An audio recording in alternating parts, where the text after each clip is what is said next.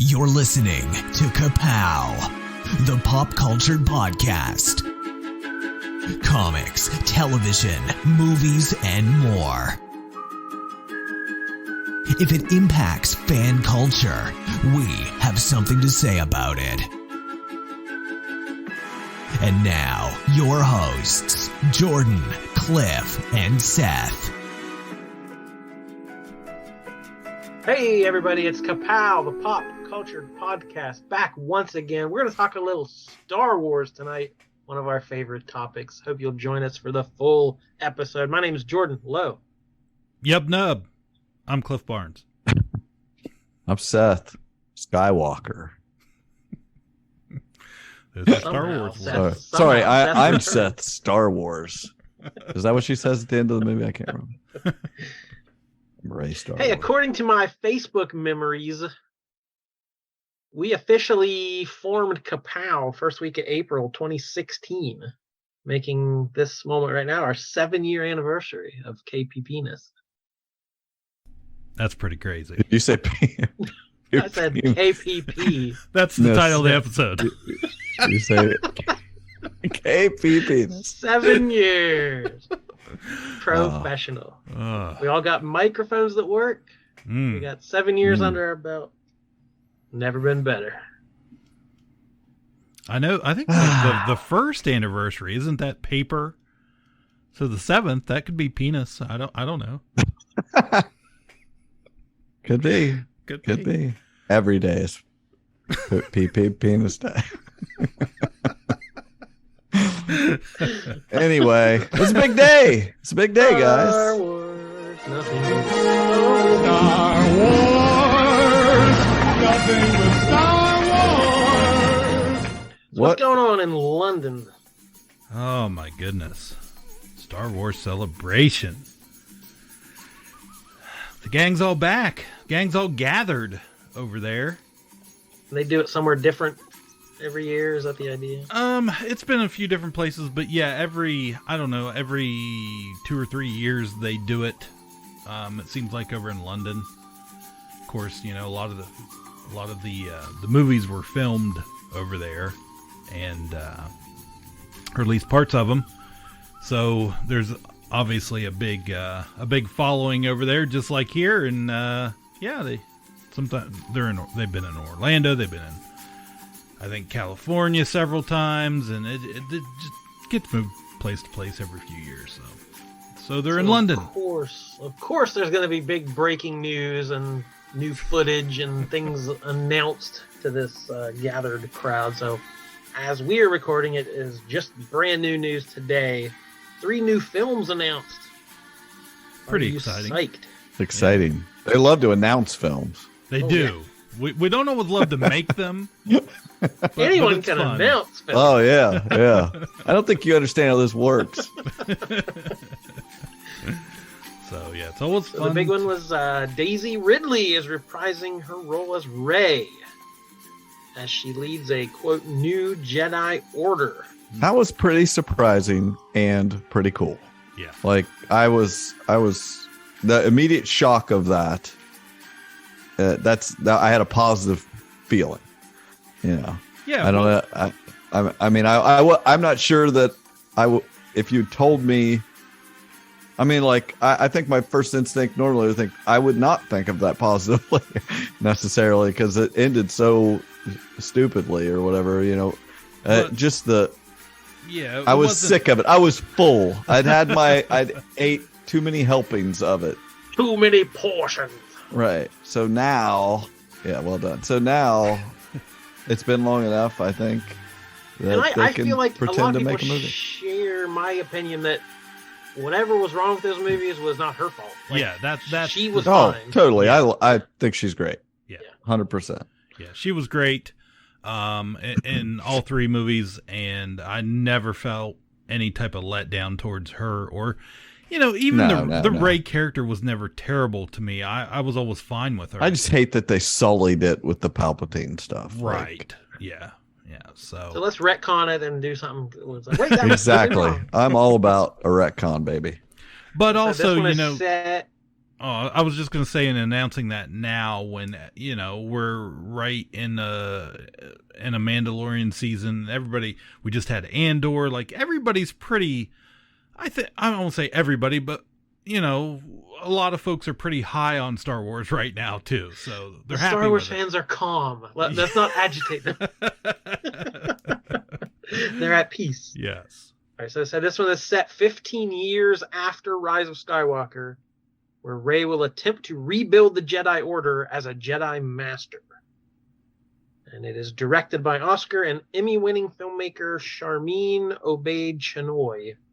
It looks like she's done a lot of documentaries, and the only thing I really knew was 2 episodes of Ms. Marvel was her most familiar credit. So fairly new filmmaker. Yeah, they seem to be the studio though with Disney seems to be, they've built up this collection of directors and writers and creative people at the helm that they seem to be, kind of maneuvering through different Star Wars and Marvel properties and stuff, trying to kind of keep it, more or less in the family. So we have talent there that we like, that we can use on whatever project we need. Same, everything. Netflix does that too. Like, it's just like, keep seeing the same actors in those shows. Anyway, that was pretty awesome. What else you got? The other film from director James Mangold, who did Logan, Walk the Line, and many other quality films. He's directing a pre-Old Republic film about the first Jedi to wield the Force and the origins of the Force. So that's pretty neat. The first Jed.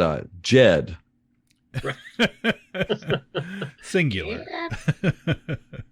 I mean, that's how they name religions. So you got Christianity, Christ.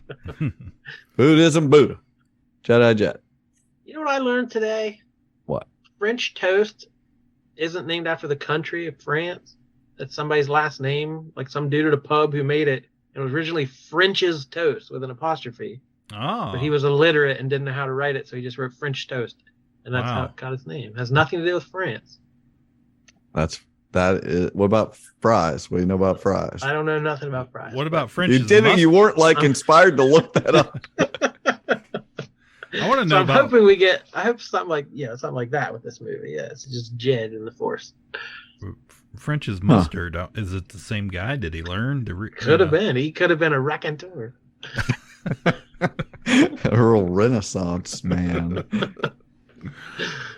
So we don't have a whole lot of details about any of this, obviously. Third film announced officially. Dave Filoni directing a film taking place between The Mandalorian and The Force Awakens on that timeline. Called it a cinematic event in the Mandalorian timeline about the escalating war between the Imperial Remnant and the New Republic.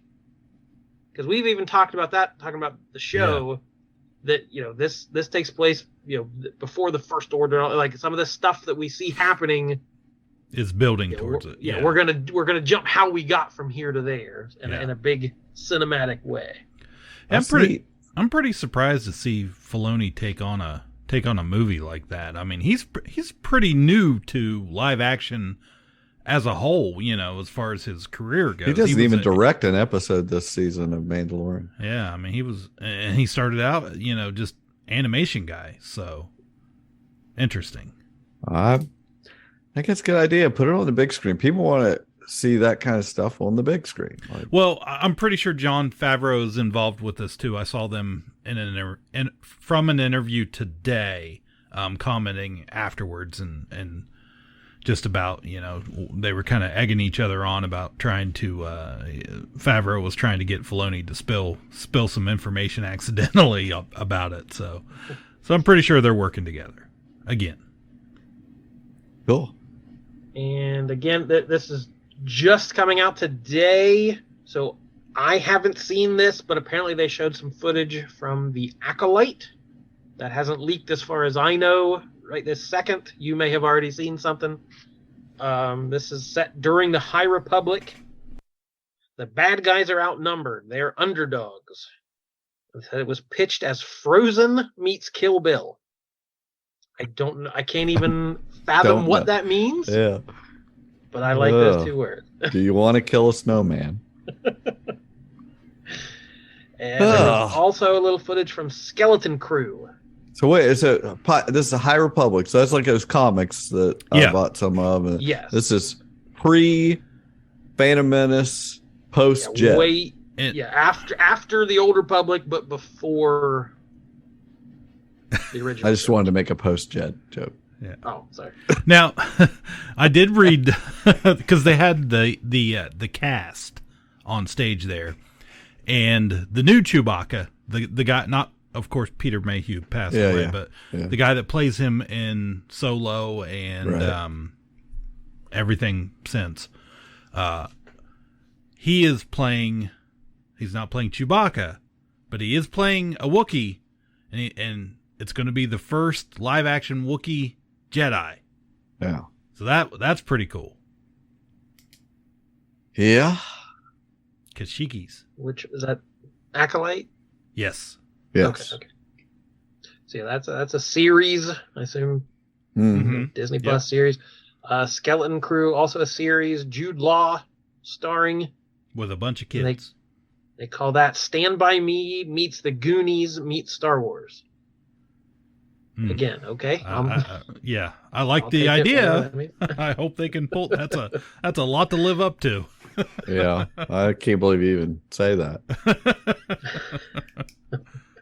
But the footage we did get, series coming this August to Disney Plus, Ahsoka. Something's coming. Something dark.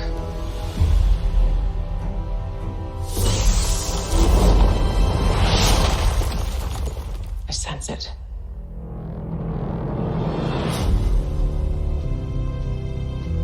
This is a new beginning. For some, war. For others, power.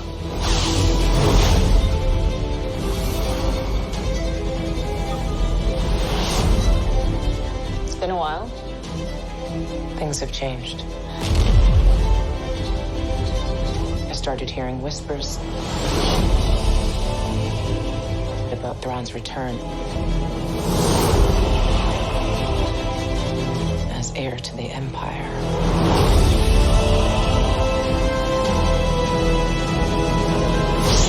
We have to prepare for the worst.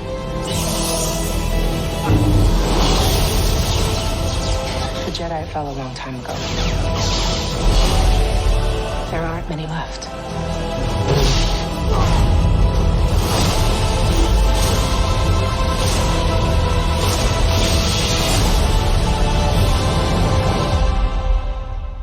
Perhaps it is time to begin again.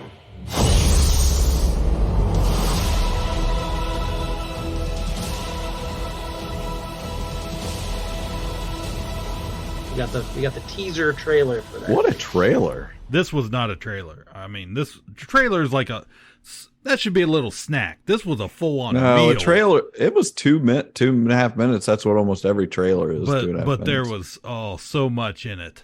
Yeah. Oh my god. They wanted to knock your socks off. I had no idea that Sabine was going to be. Yeah, the whole crew. Yeah, that was Hera. Like, did we know that she was cast as Hera? Yes, that is. What is her name? I missed that, or I forgot it. She's married to Ewan McGregor. Yeah, right. So, but yes, Mary Elizabeth Winstead. Yes, so we're talking about it's going to be Hera from the Rebels. So I recognized all those characters. Like, oh, that's that. I haven't watched the animated shows, but I recognize them all as characters I've seen on covers of comics. And Sabine, I don't know that actress, but she looked perfect. She, I was like, yep, that looks like her live action. Yeah. So pretty sweet. And we just saw. Talk about. We're going to talk about those Mando episodes later. Yeah. But we saw the guy. What's his name? Zeb. Yeah. Yeah, so yeah, we've seen the whole crew now, but yeah, pretty awesome. I was a big Rebels fan throughout that. I really enjoyed that series, and I'm pretty excited because I mean, just in that trailer alone, I mean, we're seeing the world between worlds. I mean, we've got the whole Ghost crew there. And the big, we only see the back of his head, but I mean, hey, that's Thrawn. Yeah. We get an heir to the Empire little mention. They've been dying to say that. Oh, get you excited. So, yeah. This was fan service to the max, and I feel like I don't know how this series happens and we don't get some sort of new Luke Skywalker cameo in an episode somewhere. We have probably. To. So. They're not gonna stop doing that till he's dead and gone. So yeah, I'm super excited about it. I thought that trailer looked awesome. So many things to look at. August, decipher. Right?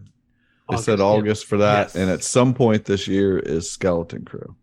Yes, we don't know when that is. Probably after that. Yeah, I would assume. And we got the announcement, or I don't. Did they announce previously that Andor was getting season 2? They did, didn't they? We got the timeline for it. So yeah, they're filming. They're filming now through August. I think they're filming. They've got months of filming left. And then it premieres. It's next year. Yeah, 2024. August, I think. Yeah. Yep. Exactly. Oh, so. That's freaking awesome. That show makes them all look bad. I don't know that it makes them look bad, but I mean, it's certainly it's adult Star Wars. Yeah. Wasn't one of the last headlines about how Star Wars was slowing down and we're not going to put out as much? Yeah. Right. Yeah. That's right. You're right. Well, they're going to stop. They're not going to put out a lot, but they're going to announce some stuff. Just keep you excited. One other little trailer they snuck in outside the Star Wars realm. We got the full trailer for Indiana Jones and the Dial of Destiny. Yeah, I had to set that one out. I felt like I've already seen enough. Anyway, I don't want to watch any more trailers. I want to watch the movie. I know you watched it. I want to watch the movie. It didn't give away too much. I still am not 100% sure what timeline we're talking about and what this Destiny dials up. I did like the line where Fleabag says, "You've taken your chances, made your mistakes, and now a final triumph." I'm like, that's a little on the nose for you're not talking about Indiana Jones himself. You're talking about the franchise here. You made some mistakes, but now a final triumph. So a little meta there in the trailer. Yeah. Good line by Sala too. So always cool to see him. So yeah, I thought it was cool. It's a good first day. Whatever. Yeah. I'm sure they'll announce more that there's a full weekend to come. I'm sure there's other news that we won't get into at this juncture. That's what I was thinking today. I was like, after all this came out, I was like, God, what are they going to do tomorrow? What could they possibly throw at me tomorrow? So I'm excited. I don't know.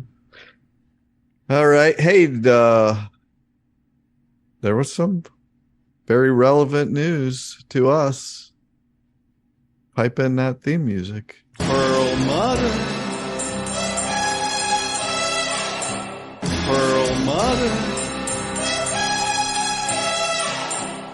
What's the deal with the old Ike? Oh, real life super villain Ike Perlmutter has officially been let go by Bob Iger and the Disney company. He is gone. They sent him packing. I never thought I'd see the day until he croaked. Yeah, so it's the interesting long time topic of our fascination. Oh yeah, we have a plethora of history with Perlmutter and his news stories going back to our earliest days. It's a good story to do. Is that our first song? To do on our anniversary, to talk about Perlmutter. Let's bring it all full circle on the 7th anniversary. I like it. So, yeah, I don't know what episode it was way back in the day, but at some point there was a night when we were first started podcasting, and what happened? Somebody wasn't going to, maybe Seth was bringing all the news stories. Was that the deal? Probably. Back then. And you weren't going to be able to make it to a recording one night. So at like the very last minute, Jordan half reads a story about Ike Perlmutter and this lawsuit. Yes, Lawsuit. yes. And he got it about a quarter right from the official story, but his version was better than anything you'd ever heard.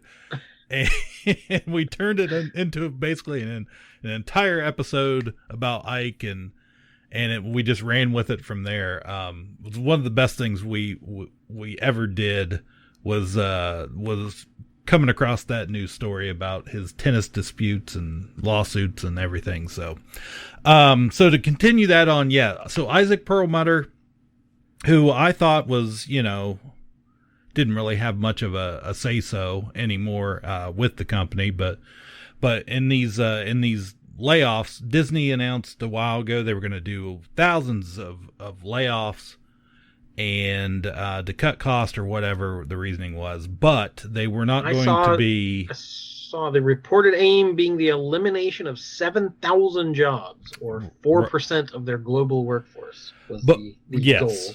But most of them were not set to be like frontline cast members. So they weren't going to be you or I that, is making $20 an hour or 20, whatever. They're, the low level guys, working a popcorn stand in a theme park somewhere. These were going to be more mid-level executives is what we were told.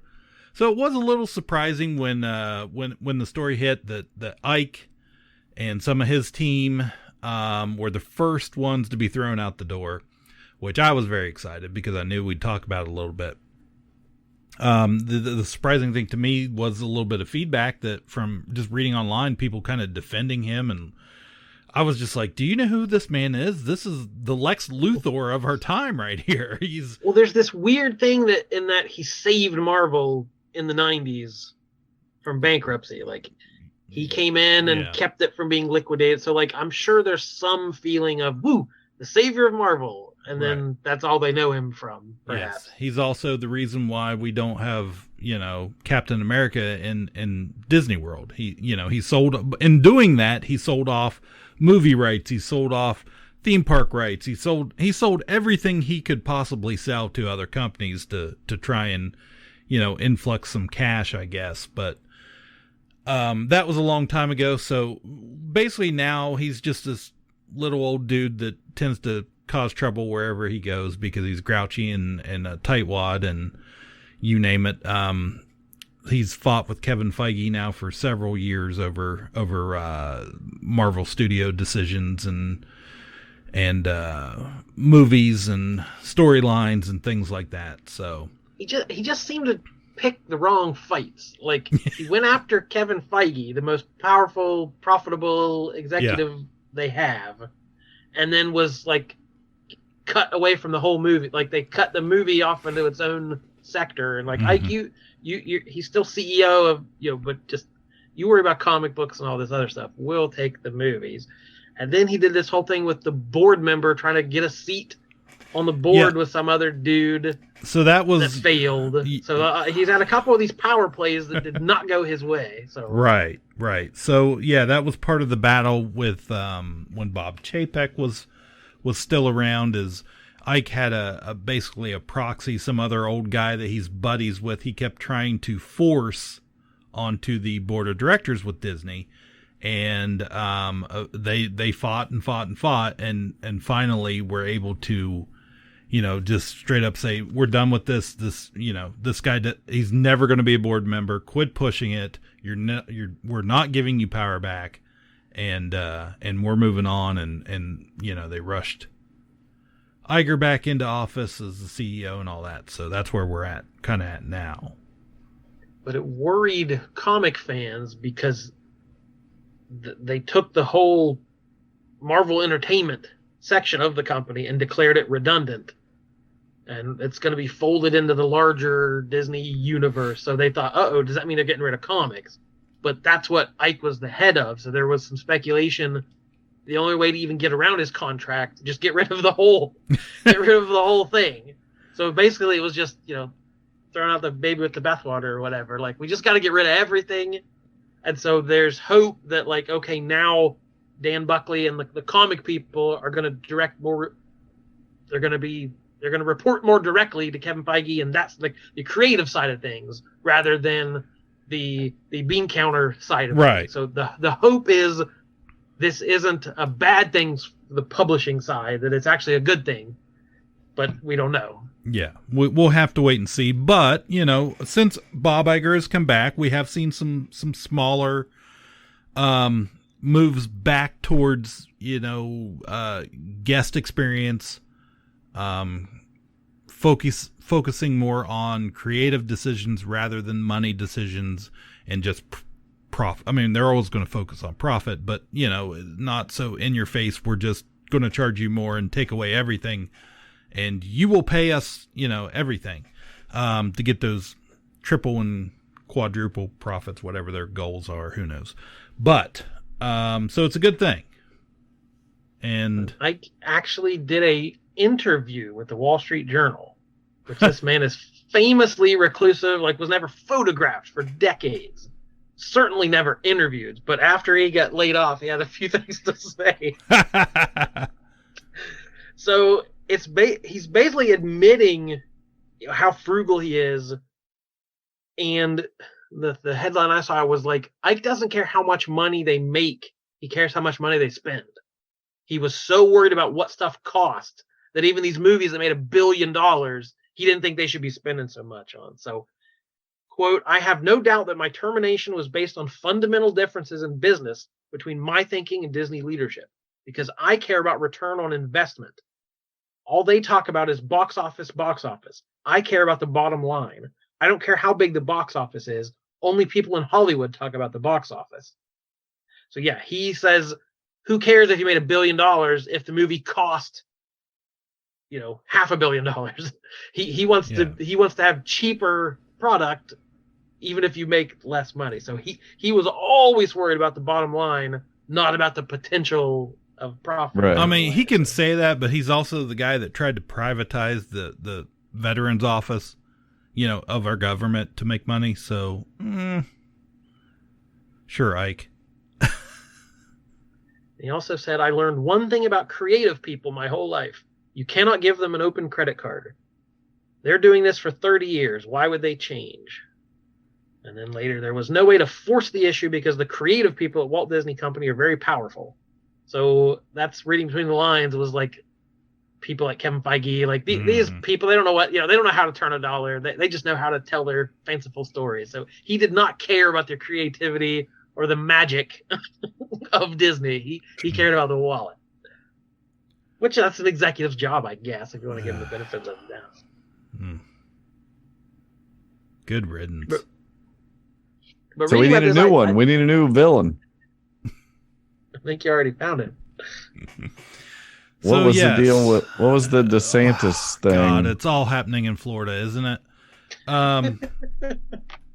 So yeah, we've mentioned this also in past episodes as kind of it's been happening, but how you guys kind of asked me a little bit, and we haven't gotten into it yet, but what exactly is happening with why does DeSantis? What's his problem with the Disney company? What is Reedy Creek?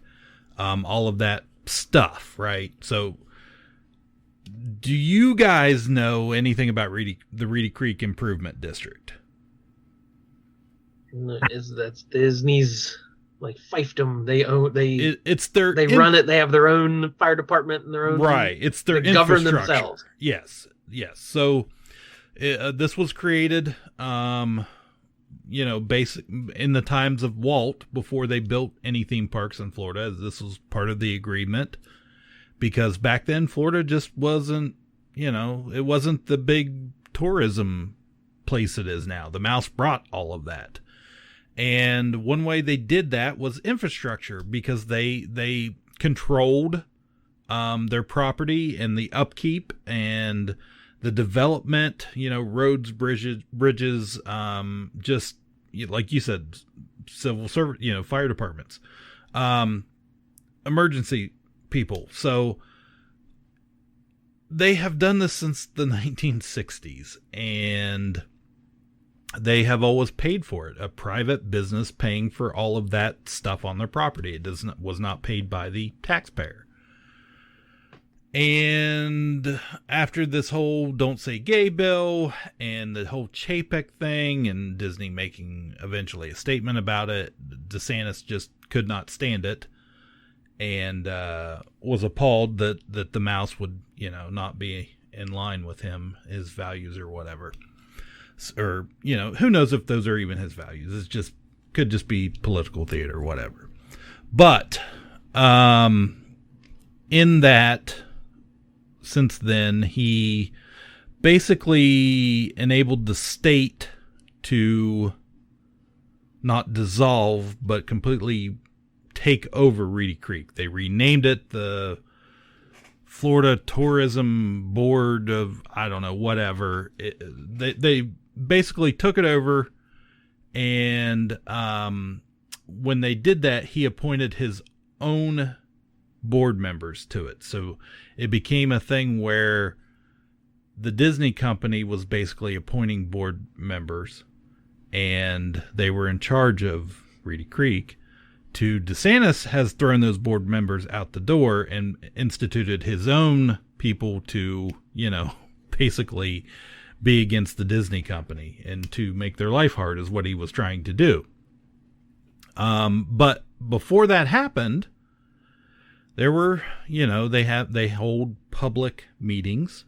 The Reedy Creek board did, and they made a few changes before DeSantis got his hands in there, and they basically kind of nullified the complete power of the new board. So they basically the old board passed a bunch of things saying that like Disney would be basically in control of all of their property for the next 30 years. They could develop whatever they wanted to. Welcome back. Florida Governor Ron DeSantis learned an important lesson this week. Don't mess with the mouse. The Walt Disney Corporation has come out on top, at least for now, in the ongoing power struggle between the company and DeSantis to control the previously independent area that houses Disney's parks in the state of Florida.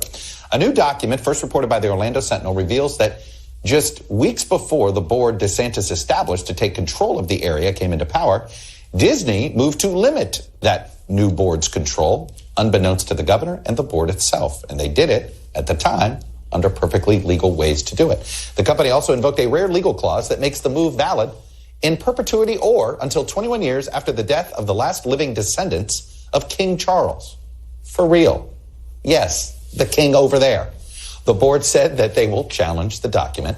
The fight between Disney and DeSantis started over Disney's political activities, namely their support of the LGBTQ community, as DeSantis continues his push to curtail LGBTQ visibility.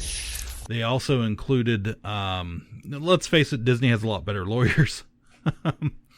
They also included some wording in there about, power structure and who would be in control for how long. And contracts are weird. Justin Lowe would be I'm sure a really good person to explain all of this. Silver level patron Justin Lowe. But he could tell you and explain to you, but they included some interesting wording in there about how nothing will really change power wise or control over the district until 21 years after the last living descendant of King Charles III dies, which was kind of funny. So what it sounds like is that it was kind of just a knee-jerk thing that he thought he could get away with, and like he didn't realize who he was messing with. Well, he thought he could just bully him into it. Yeah. And then it's really stupid. I mean, how could you not think Disney was going to try and do something? And they didn't bother, DeSantis didn't bother to send anybody into the last few, or probably any of the public meetings when they passed all this. So when it was turned over to this new board, they were just like, what happened? how could you do this? To Disney, and Disney just kind of laughed, and Bob Iger, made a few choice remarks about them trying to bully the company into submission, which is really so dumb. But then hosted like the gayest event you could possibly have. Had some international bring all your gays to Florida event. That's officially what it's called. No. So after that, everybody kind of got a laugh about it. And then Disney announced they were going to have the biggest worldwide summit of LGBTQ. Summon the gays. in the entire world. This is going to be the biggest event. Just to rub Ron's nose in a little harder. And then after that, it's really just become a pissing match. After that, I think Bob Iger made some comments the other day, and now DeSantis is saying basically, we're not just going to avoid the development agreement they tried to do. We're going to look at things like taxes on the hotels. We're going to look at things like tolls on the roads. We're going to look at things like developing some of the property that the district owns. We'll just punish your customers. We'll punish the guests. We're going to get all these tourism taxes and push it all onto your visitors, which, way to get a vote. Let's make Disney World cost more, courtesy of the state of Florida.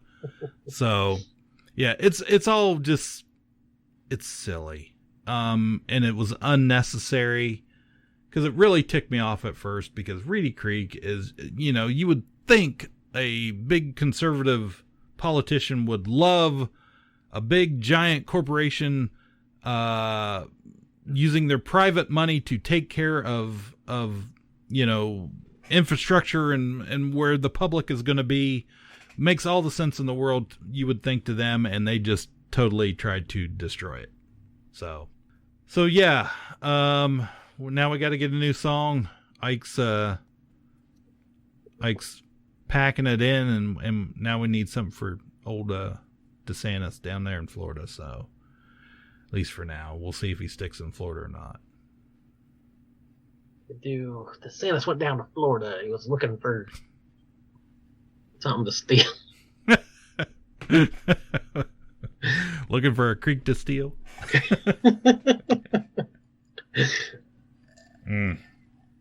It's all crazy. Well, go ahead.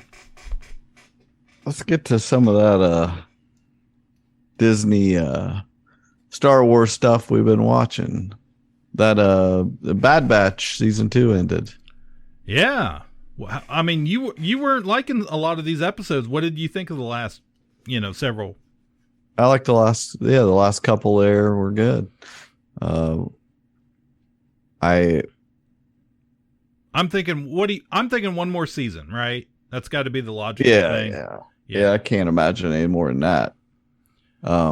They got Omega, they lost Omega. Now we have to get Omega back, right? That's got to be it. So yeah. I mean, I was interested the way they left it, where they're going to go with it. For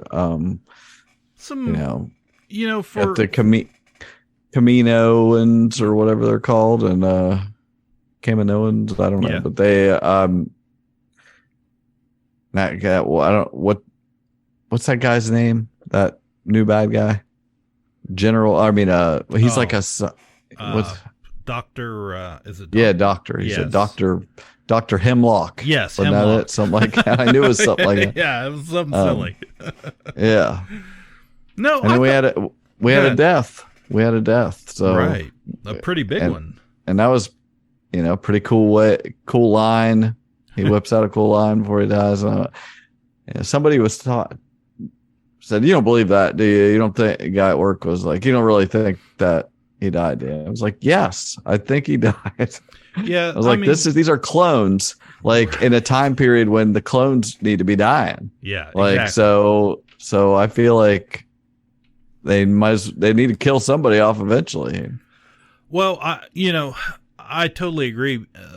As silly as this show can be, and as kiddie as it can be at times, some of the, it's got some pretty serious tones to it. Yes. Overall. So why is Wanda Sykes a character? Yeah, I don't know.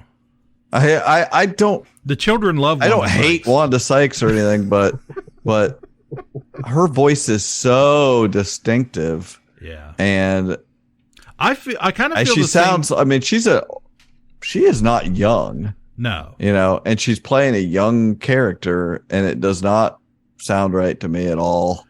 And I'm just like, it just is it annoys me. I actually felt before she was, a more prominent character this year. I kind of felt the same way about Rhea Perlman. Not that Rhea Perlman didn't match. Yeah, it feels too gimmicky. It does to have these voices. Yeah, like it's like I would just put a good voice actor in there. You don't have to have them in there. Mm-hmm. The stuff with them I don't even like. Like that's the quest of the week stuff, and I just don't care about all that. I want the serialized stuff. I want to know what overarching story. Yeah, and that's always the more interesting thing to me too. There was a lot of speculation about that island location, that whatever its name. It starts with a P. They were calling it in the last few episodes, where they kind of find it gives you the impression that they may end up staying here. They may have a home after all. They've found somewhere, and there's a lot of speculation that island may be on Scarif itself before the Empire comes in and takes over. Hey, why not? So I thought that was kind of their cool. uniforms are getting more and more looking like those Scarif up stormtroopers. Yeah, that's true. And so that was a kind of a cool little thing. I don't know. I mean, I want them to have a happy ending, but I kind of feel like maybe they shouldn't have a happy ending. Yeah, I don't. I mean, maybe let somebody survive somehow. I don't know where they're going with Omega. Yeah, I'm not sure. But I'm in for another season. I still like it. It's still good. It's great. It looks great. I had seen somebody commenting about the tech character, and after it was pointed out to me, I couldn't not see it, but that character does seem to be a little, maybe trying to be representative of being on the spectrum a little bit. Just how he talks, and his behavior, that, and I thought, well, that's kind of a cool thing to do, to wrap into this show and make it a little bit more interesting. So, I enjoyed it. I'm ready for another season. I can do one more and be okay with it. Yeah. All right. Now all that leaves is some more Mando. Got a couple episodes to talk about. Mando. We got 2 episodes we have not spoken about. Episodes 5 and 6. Some interesting stuff. I'm shocked our group chat did not light up on Wednesday at what was going on. We'll get there. Chapter 21, The Pirate. We return to Navarro, and the pirates were making their move for revenge. Pirate King Gorian Shard, the Swamp Thing looking guy, brings his ship back and starts firing on civilians. That's old Salad the Hutt and Mr. Smee. You know what? I've been thinking ever since I saw that guy, and then I kept forgetting to say it till this week when I was seeing advertisements for this stuff. He's freaking, he's made of Easter grass. That's true. That's very appropriate. I was wondering what happened to all that stuff when I threw it away. If a peep popped out of his ear, it wouldn't surprise me. Cadbury egg. Jackson's gonna lay a Cadbury egg. So the leader of Navarro is our pal Grief Karga, and he tries to get a message to the New Republic because he needs help on this planet.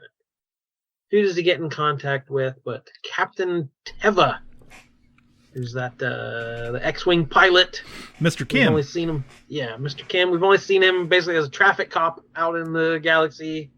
I love this guy. I literally love this guy. Yeah. He's got a great look.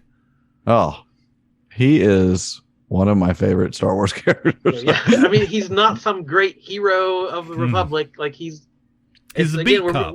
We're deeper into the bureaucracy here, like we've been these last few episodes of like he's got to run it up the chain, talk to his boss, see what he can do. So he goes and talks to Tim Meadows, who is some mid-level executive. And, hey, the planet hasn't signed the charter, so we can't help them, right? So they're on their own. But who was just so happening to listen into this conversation? Elia Kane, the former Imperial who was hanging out with Moff Gideon. She just happened to be in the same room. And I hate this character. I hate this. I hate her. She's one of my least favorite Star Wars characters. I don't even remember what she was trying to do, but she's obviously up to something. Yeah. Yes. I don't remember either. But but I didn't like her effing with the guy I liked. You know, right. She was screwing. Yeah. She didn't want them to go help him, you know, because they weren't part of the alliance. Right. You know, wasn't that it? Like, you got to be part of the alliance. And she got the ladies' man to listen to her. A lady. So back on Navarro, Grief evacuates the entire city of about 25 people out into the desert. Like, this was such a small amount of people he's leading around out there. Yes. We didn't have production dollars for very many CGI aliens. So we get Teva is able to locate Mando Beach thanks to Rebel hero R5D4. They're still in contact, so he was able to tell him where the Mandalorians are. Now, this made no sense to me. How would he know to be looking for that droid? Because he sent out a signal or whatever. The droid did. Yes. This is not an important plot point. I feel like it should be. This is not the droid. Because he's like, "Oh, I found you. There you are." And I'm like, how would you know to look for that particular droid? Well, he said, like, first droid I looked R5D4 supposedly sent out a signal purposely to draw him there. And I'm sure it was coded with his. Well, it only has to have R5D4 on it. He knows who it is. A bad motivator. So they have kind of a roundtable debate about whether or not to help Grief. Because they've been offered a tract of land on Navarro. If they will help, he will give them somewhere to live. That's right. And they debate whether we should, quote, take up arms for a brighter future. And we think old Paz Vizsla is gonna, because they're not into it to begin with. He's always grumpy.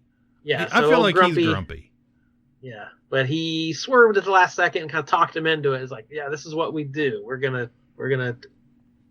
He's warming fight up the for old, the future. Old den. So the pirates have the run of the place. They get their drink at that school. They're hanging out and causing all kind of chaos. We get a Mando sneak attack and some good action scenes. We got Din and Bo in the ships above, and then we got a ground force below. Right. Including the armorer who beats a sniper to death with her hammer. I thought it was pretty, even though I'd seen that in the trailer a bunch of times, that was a pretty cool shot of all the Mandos dropping down onto the city and everything from the ship. And it's like, that's pretty cool. They're still pretty badass. Good for them. So they take down the whole pirate ship. He leads the smaller fighters away to let Bo-Katan go at the main ship. They down the whole shebang, but the original guy who was the bully at the school gets away. He's like, "I'll get you next time, Mando," and he flies away. So we're not completely down with these pirates yet, I'm sure. So Grief is happy. He grants them all the land from the western lava flats to Bullock Canyon.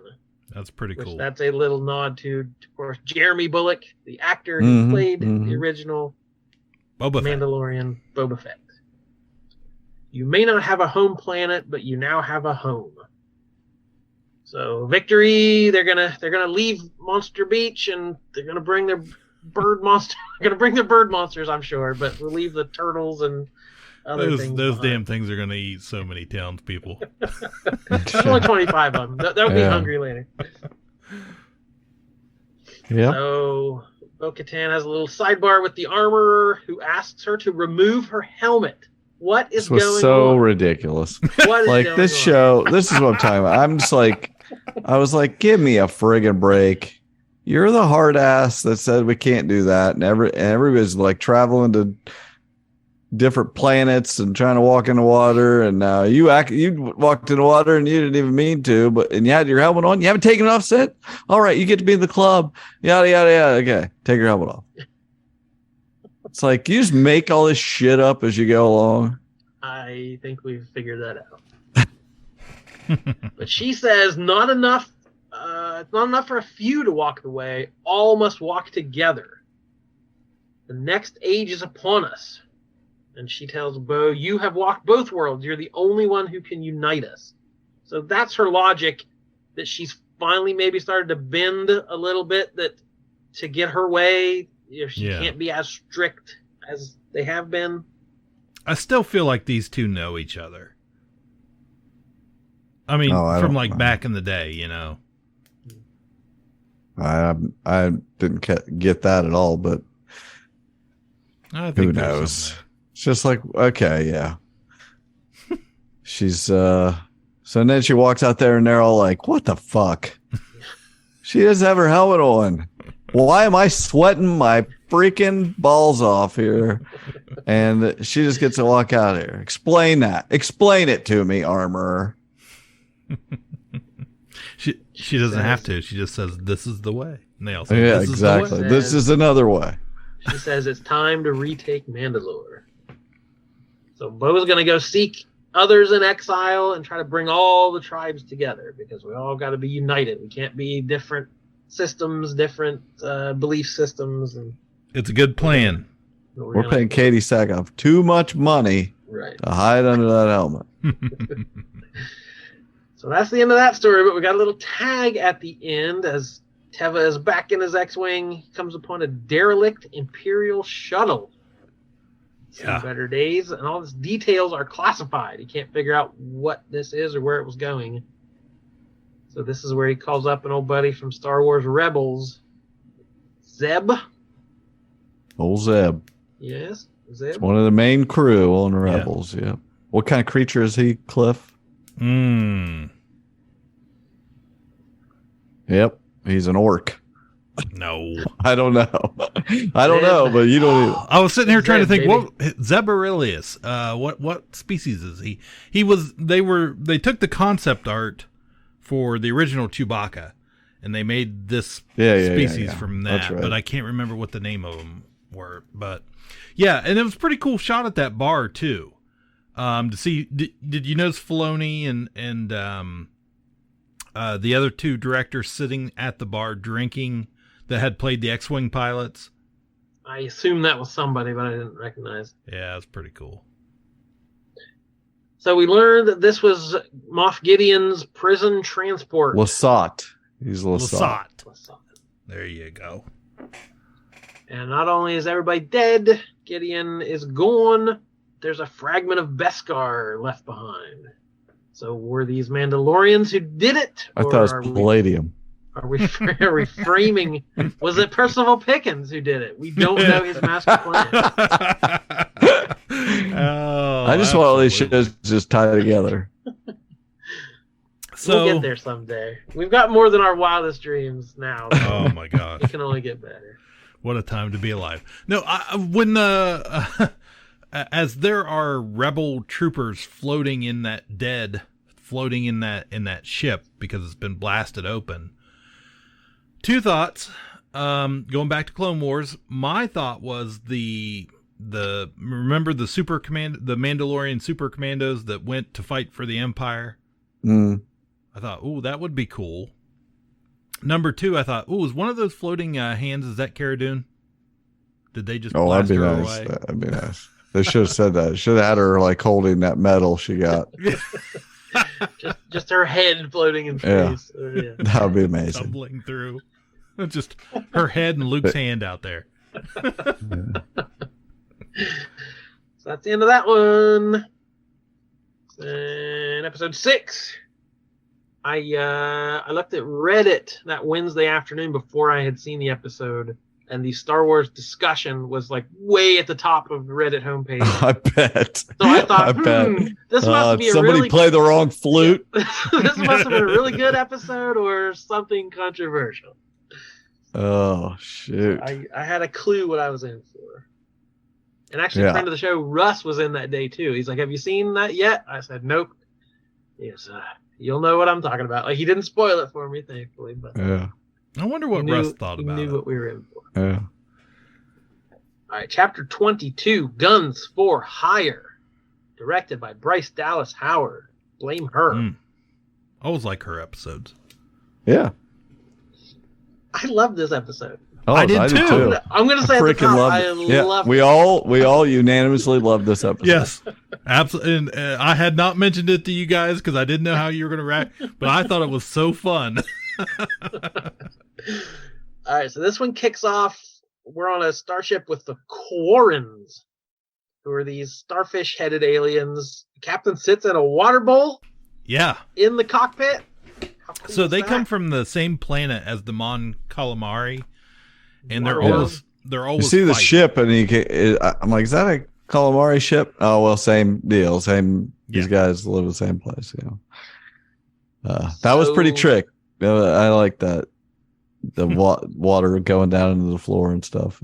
I like when they put the little fish in it, and she ate yeah. If they'd have like shook, I wish they would have like shook. Oh man. If it would have just been a box of goldfish crackers and dumped in there. So that was Captain Shugath, which is a Lovecraft reference with the tentacles on her face. Well done. Okay, so Bo-Katan's old crew shows up with an Imperial ship. This is Axe Woves. Yes. This is a character we know. Yes. He was in the previous couple episodes when we first were reintroduced to Bo-Katan, and he was there. Axe Woves. That's hard to. That doesn't roll off the tongue. Nope. No. All right, so we find out that his little crew was hired by the Mon Calamari to recover one of their princess or something. The runaway. They were in love. These two star-crossed lovers. Calamari, oh Calamari, wherefore art thou, Calamari? And so this is just a job to them. It's not any. They don't have any politics at stake. They're it says privateers. Yeah, Mandos are honorable. All it takes mercenaries. Is a few credits. So they're out there doing their thing. I don't remember why were they going to this planet? Din and Bo-Katan? I have forgotten why they were going. Gosh. There was a reason. Yeah, I'm pretty sure there was a reason. Well, they were going to because she's trying to recruit the Mandalorians. Oh, so yes, they were stationed there. Yeah. That's such an obvious reason. Yeah, her fleet, they're all there. So okay, so first trip is to reconnect with her old crew on the outer rim planet of Pleasure 15, best known for democracy and Epcot globes. Mm-hmm. Yes, this is if you defeat the Empire, you're gonna have some planets that just go full tilt. Extreme democracy. And I was just like, let's just see what happens here. Looks like a weird place. Okay. Yeah. So it looks like a paradise, but they get off the ship, and our first people they meet are Imperial droids, these black, evil-looking droids. So, Den don't like that. He doesn't like the droids. Oh no, he hates the droids. So it looks like something might be rotten on this paradise planet. They get on this fancy Hyperloop train to Monorail. go meet the wizard. So they're going to meet the leader of this democratically elected king and queen. They reveal the Duchess and Captain Bombardier. Which is stupid. It's like spelt bombardier or whatever it is, but if you have to, but that's how he would pronounce it. But Dr. Pershing just took a DNA test. Turns out it's 100% Lizzo and Jack Black as these characters. Which was off-putting, and then it was delightful. Yeah, I love Jack Black. Like, he just seems like one of the greatest people. Yeah. And so nobody makes faces better than Jack Black. He's half beard, half man now. And and she's a fan. She's a big, she's posted all kinds of stuff, Grogu and all this, she's like a fan of Star Wars. So go for it. I love it. So in this world, the Duchess was the rightful ruler of Placer 15, and Bombardier was an Imperial sent to conquer the world. But they fell in love. These are recurring themes. This getting a second chance. Yeah, he went through the amnesty program also. Yeah, rehabilitated. Mm-hmm. He's got a planet now. Like some of these guys got they got another chance here. How would they run their planet? Is this best case scenario? Like, this is what we could hope for, right? After the Empire fit, right? So immediately she wants to hold the baby. Who can blame her? Yeah, and I had that same thought. I said, first Madison's flute, now the world's most Muppet. What more will Lizzo try to hold? Oh, exactly. Hey. Just like, okay, great. Now our heroes can go do shit without carrying that big accessory around. Because that's all Baby Yoda is now. It's just a thing that you carry around, and that's slightly annoying, but okay. Yeah. Did you guys know that that we're going to a Lizzo concert next month? No. I did not. I hopefully you don't mean we, like all of us. No, not we as in present here. Good. Taking my daughter to a Lizzo concert next month. Well, there you go. She better have that damn Grogu, or I'm gonna be pissed off. Or at least Jack Black. Right. Well, if he came in and did a number. Oh, man. It'd be all worth it. All right, so we learn there's something going on. He takes him aside. It's like, it's not all perfect. There's these droid malfunctions that are happening. And he kind of explains everything that's going on, how their economy works and all this stuff. And will you please help us? And he replies, you had me at battle droids. Oh, hell yeah. He's going to go make a mess. He's like, super battle droids killed his family. So he's like, oh yeah, hold my baby. Yes, he will happily go take them out. First person they meet with, the person who seems to be running the whole droid. This is kind of like, this was another thing where I was like, okay, well, that's the bad guy. Like, it's pretty obvious when you cast someone like Christopher Lloyd. Yeah. So Christopher Lloyd as Commissioner Hellgate. Yes. Great Republican name. Great Republican name. I didn't like how it went with the end of the Empire, but So he shows them some footage that I thought looked like the galaxy's funniest home droid videos of these droids malfunctioning. It's like, these are just some isolated incidents. And there's the droids like chopping up vegetables and flipping out. One's like humping a trash can. I don't know what's going on with these droids. Yeah. He's a separatist. Yes. Dooku was right. Yeah, we didn't learn that yet. But we learned we're getting the vibe. We're getting the vibe. We learned nobody wants to work anymore. That's just. I got this button here. So, It looks Fix like everything. It looks like the whammy button. Yeah, it's from like the whatever. the game show. Yeah, it's like what? No the whammy, hell? no whammy, no. So he could easily shut down all the robots and solve the problem, but the people voted not to. They like having the robots, even if a couple of them go crazy every once in a while. So Right. nobody wants to work anymore.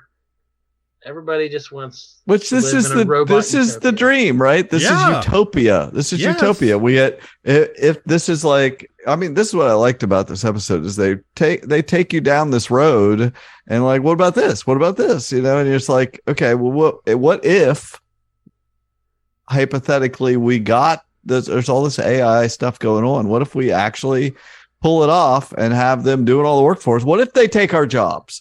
What would be a good version of that? Exactly. All we have to do is relax and do art, Yes. and you know, as long That's as all they're we want to working- do. We Yeah. just- yeah. Do what you want to do. So that sounds pretty sweet. Hell honestly. yeah. I would chance getting murdered by a chopping robot. Exactly. I just would not go to the hibachi. I wouldn't kick it in the shins. I sure would not kick it in the sheds for no. That was so mean. So they leave Christopher Lloyd and go speak to the Ugnaughts who are down below. Who are Oh my if you god. want to learn Oh. about droids, you got to talk to an Ugnaught. Yeah, right. They're just big Babu fricks. They're kind of, I don't know. Babu Freaks, he's a cute little guy. These guys are kind of, they're grumpy too. Well, what's their job? What do they do? They're I don't down there welding and putting Yeah, together, working on stuff. Yeah, Well, they're yeah, the- They're the blue collar yeah. guys. I wish they would, like the ones on Cloud City, they didn't talk. They just snorted and grunted and made pig noises. Yeah. I kind of Shut wish up these guys and work. would make a little pig noise too. It'd be nice. They're literally pigs in space. Yes. We need some grunt around there. So yeah, they send them out to. This is the next droid that will most likely act up, and there's a line of them hauling boxes, and Den just decides to start kicking them to see what What a see jerk. what happens.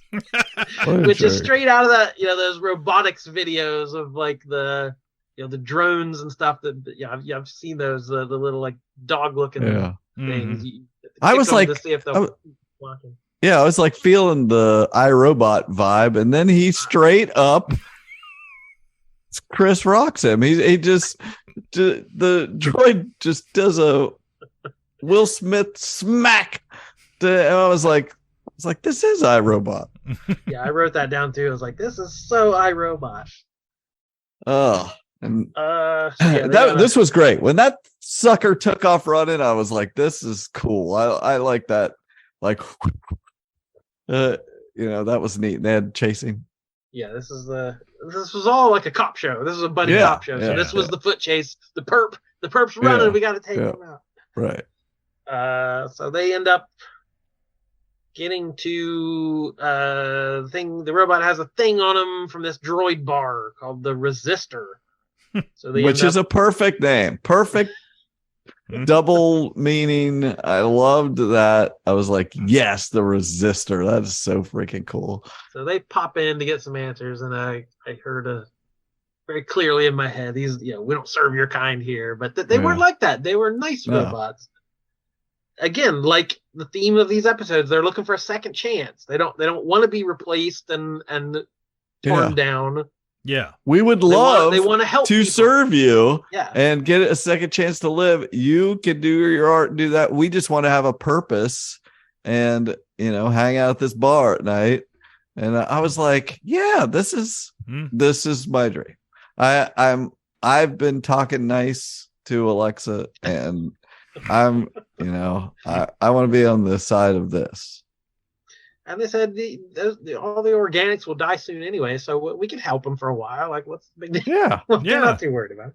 We'll be Right. here long after they're gone. Right. Yeah. So you quit kicking us. So we find out that all the malfunctioning robots have the same drink called Nepenthe. which is a reference. Hit a Shakespeare. This is Homer. Homer's Odyssey. I know. It is a drug of forgetfulness, that which chases away sorrow. Yeah, it makes you forget your griefs and sorrows. So it had nanobots in it that did something. It supposedly like updates your technology. It's like getting an update. They can just put it in your oil or whatever this is. It goes down smooth. You know, I mean, is this like when did this happen when C-3PO got his oil bath and stuff? Right. Did he get updated? I remember things went wrong about that time too. Yeah. So Medroid goes nuts and then has to Darksaber it in half. Yeah. I think just to remind us all he had it. Yeah. I kept waiting on him to pull it out. I was like, what are you waiting on? Start hacking droids.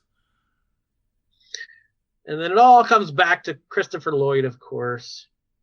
I felt a real Judge Doom vibe going on here. He's going to dip all these robots. All these robots are going to dip. He's a separatist supporter of the visionary Count Dooku. He's still stuck in those times. And they zap him. They don't want to hear his reason. They don't need a manifesto. Yeah. They said politics. We don't need any of that. So they solve the case. Detective Din solved the case. They get the key to the city. She knights Grogu. He is now a knight of the realm.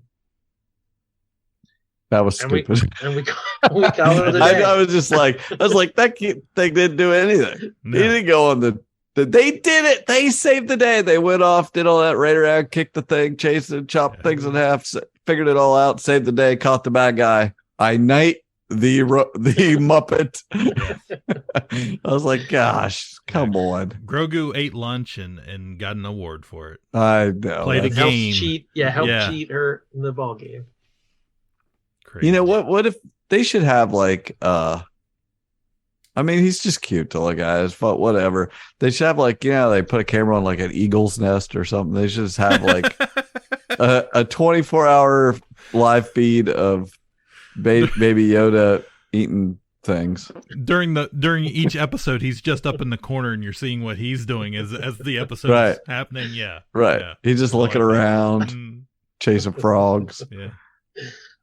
It's like the Puppy Bowl. I don't want to watch the Super Bowl. I could watch Din Djarin being cool, or I could watch the Puppy Bowl, the Grogu Bowl.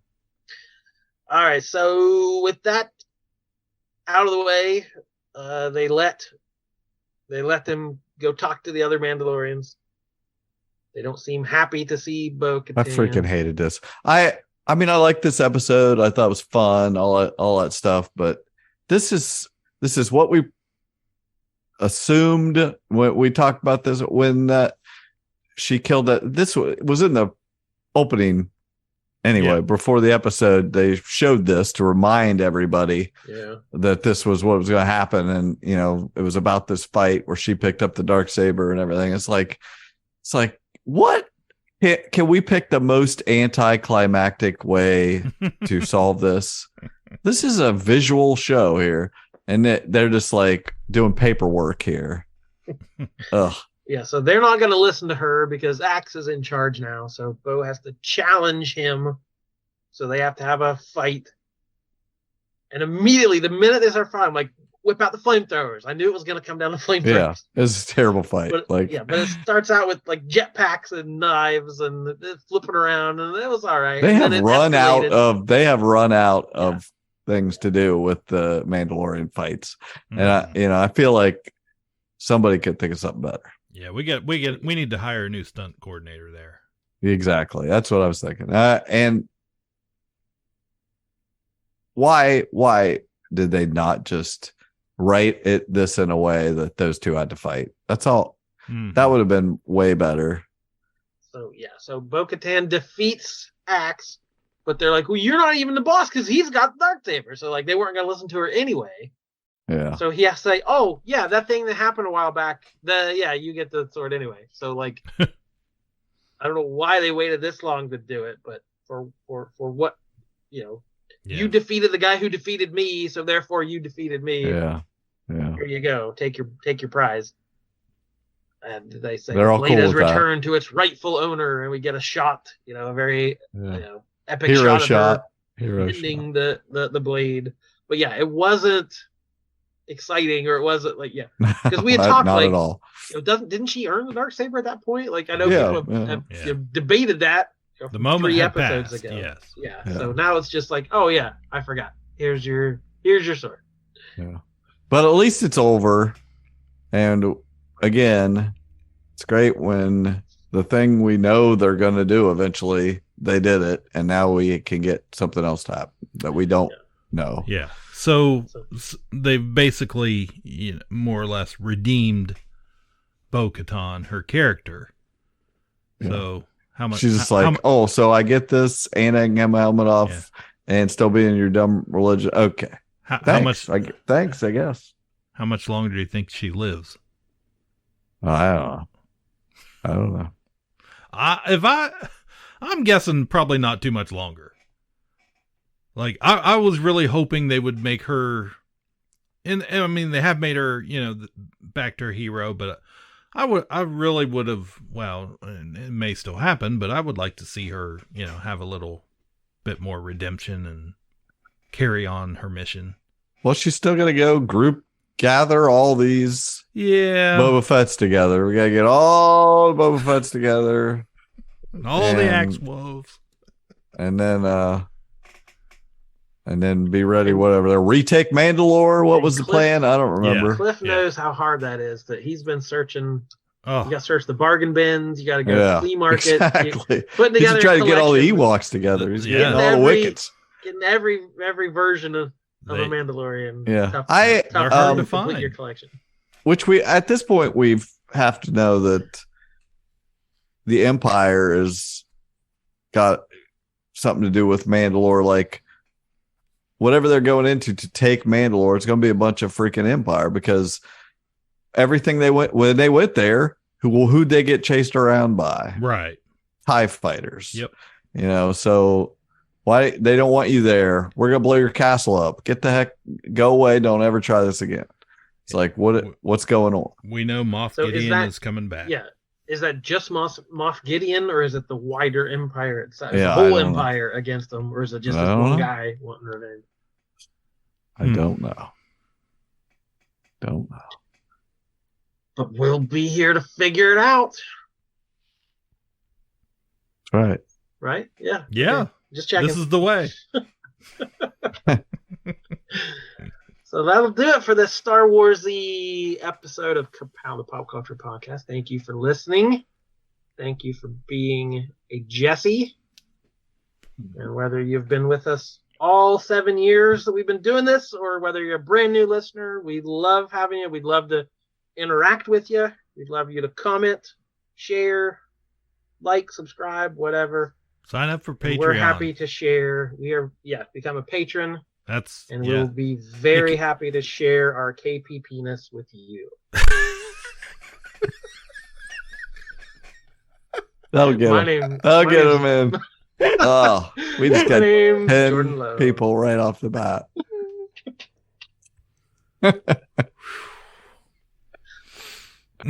Make it rain with those patron dollars. Wow. That sounds illegal. Oh my! We have an OnlyFans, or what is it? Patreon? Patreon. Yeah. Sign up. Give us $1. All that money goes to server fees and keeping the show running and new equipment. We got new equipment. Now we got to pay for it. And it can't just be Justin, guys. So if you like the show, sign up. Goodbye forever. Ka-Pow, the Pop Cultured Podcast, is intended for entertainment and information purposes only. Sounds, music, and clips played during the podcast are property of copyright holders. All original content is property of www.udownwithkpp.com. If you enjoyed this podcast, please subscribe and leave a comment. Ka-Pow, the Pop Cultured Podcast, can be found on Apple Podcasts, Google Podcasts, Podbean, Spotify, and wherever podcasts can be found. You can connect with us through social media on Facebook, YouTube, at the Ka-Pow Podcast on Twitter, or email the show, Ka-Pow, the Pop Cultured Podcast, at gmail.com. If you really want to go the extra mile, join our Patreon at patreon.com/udownwithkpp for special content and access to Patreon-only benefits. We are grateful for anyone who chooses to contribute, but please know that most of our content will remain free. So please continue to like, comment, and share.